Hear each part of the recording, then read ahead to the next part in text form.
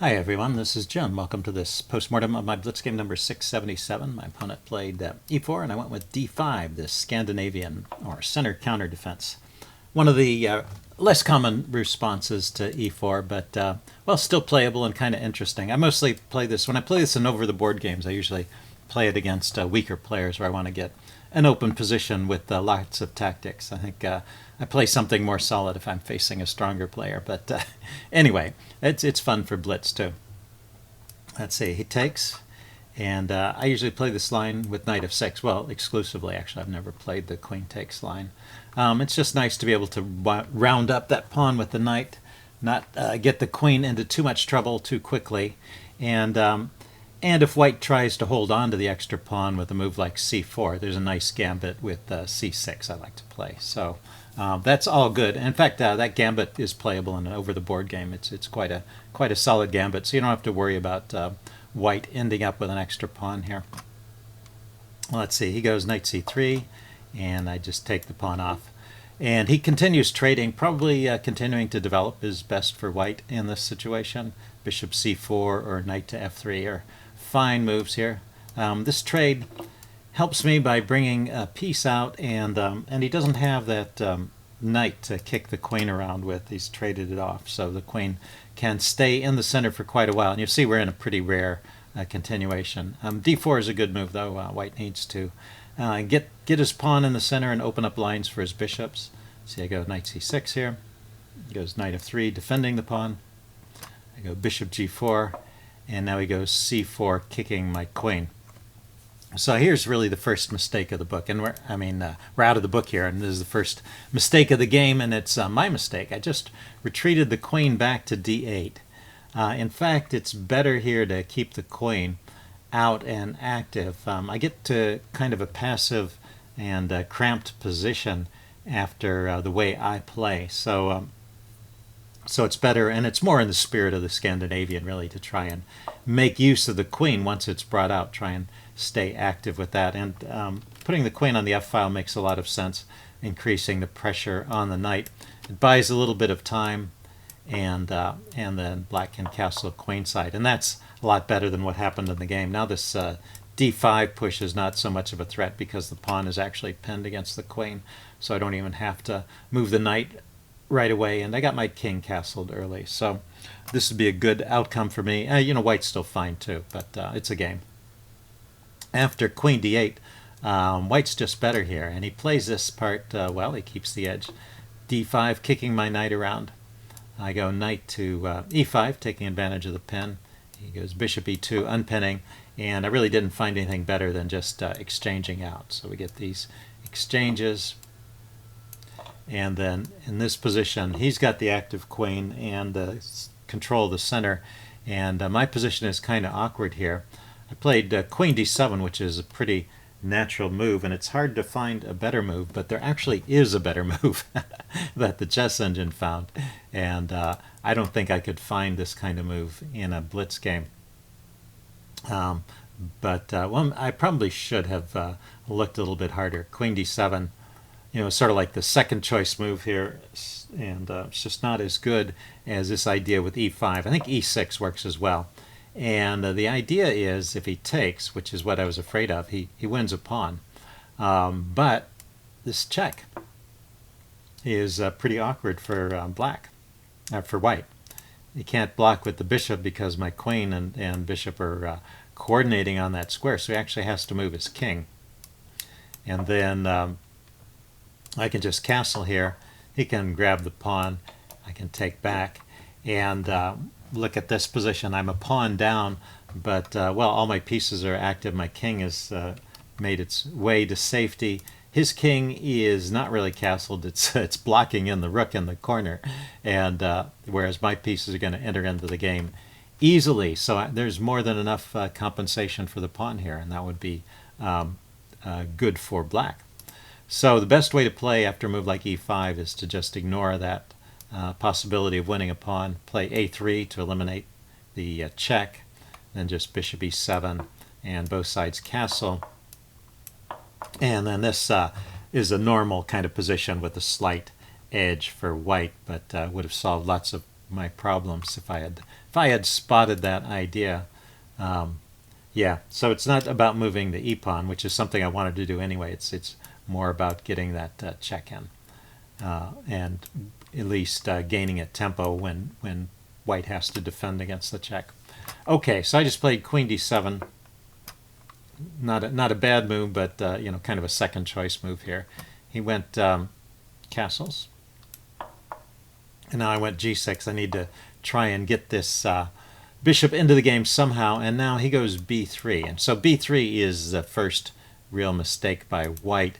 In this position, since I haven't castled yet, and my pieces are not developed all that well, although my only developed piece is the queen, and he's got open lines for his pieces. Right here is the point where you want to play actively, and this quiet move, b3, is just not fitting the position. Really, rook e1, piling up on that e-pawn. I do get to develop my bishop, but then he can come in with bishop g5, and he's coordinating on the e-pawn here. It's a pretty awkward situation, forcing me to play a move like f6. And you can see that black has activated his pieces, and my pieces are still somewhat awkward and backwards. So all this is good for white, and the chess engine gives white a winning advantage there, actually.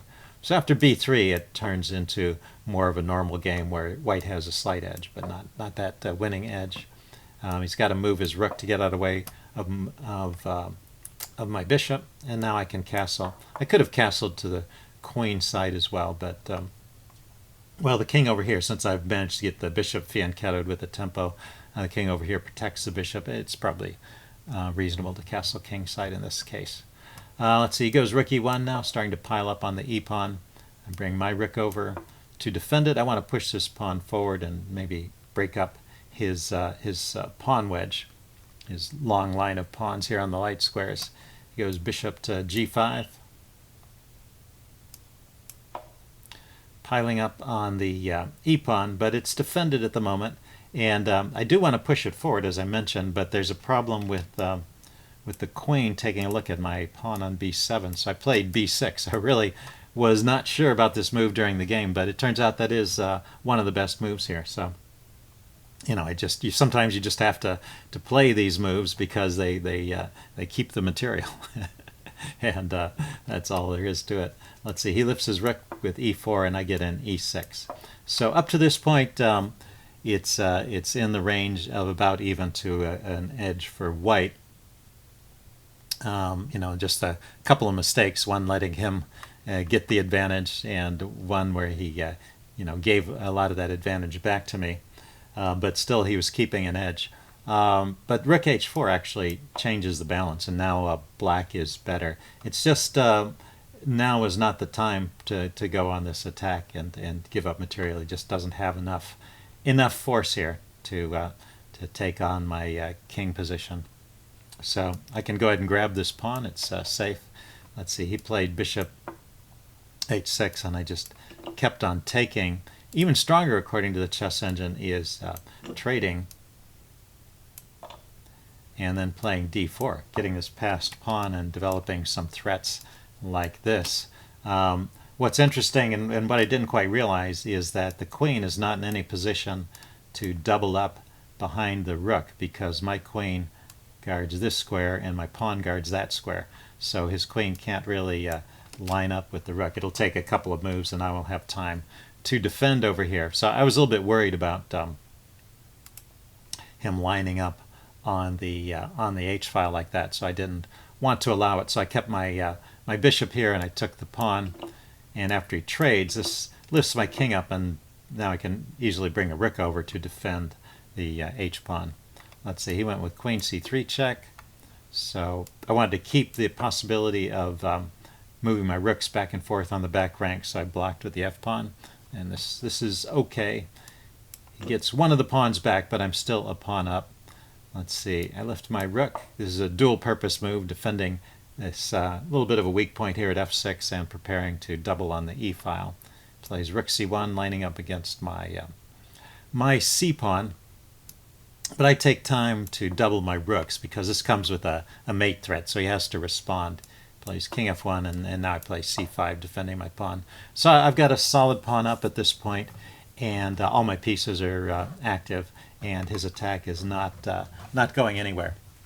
So pretty straightforwardly winning position for black, although there's a lot of play still with all this force on the board. I have to watch out for various drawing ideas as well. So care needs to be taken. But let's go through this part a little more quickly. I managed to activate my rook and snag another pawn, so that improves my winning margin by quite a bit. And I do have to watch out, because I did weaken this 7th rank here. I have to watch out for skewers along this this 7th rank. But so far I managed to keep control of that, and I'm kicking his queen around. Let's see, his queen went to d3. Queen to e7 lined up, defending things here. He went rook e3, and I decided to trade here. The chess engine likes this move, rook takes f2 check. And well, if the king goes to g1, I can take another pawn and check. So the king goes here, and then just retreating the queen to f7. So this is a little bit tricky to play, I think, but the chess engine finds this to be a quicker win. I still have to watch out for ideas like queen here and rook here.